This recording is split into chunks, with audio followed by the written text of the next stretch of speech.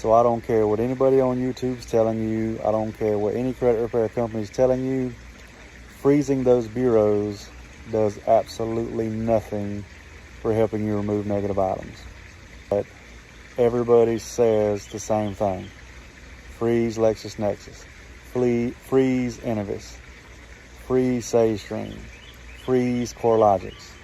It's not going to do anything to help remove the negative items that are on your credit report right now.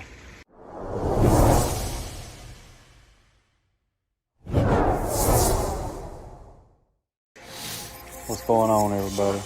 Everything Credit here. Today I wanted to talk about a lie that just about everybody on YouTube that does credit repair or is a so-called guru is telling people to do, and that's freeze the secondary bureaus. The main ones that they talk about freezing are Innovis, LexisNexis, SageStream, and CoreLogic. It makes absolutely no difference between the freezing or don't do the freezing. So when you freeze those bureaus, all you're doing is preventing future items from being verified. So if you have collections, charge-offs, repos, bankruptcies, whatever, they've already seen the information. The data has already been sent. They already know about it.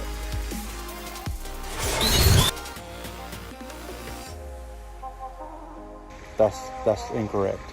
So instead of freezing these secondary bureaus, what you want to do is get these items deleted from the secondary bureaus.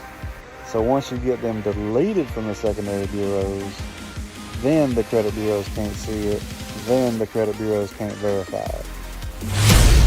So I don't care what anybody on YouTube's telling you, I don't care what any credit repair company's telling you, freezing those bureaus does absolutely nothing for helping you remove negative items. Everybody says the same thing. Freeze LexisNexis. Freeze Innovis. Freeze SageStream.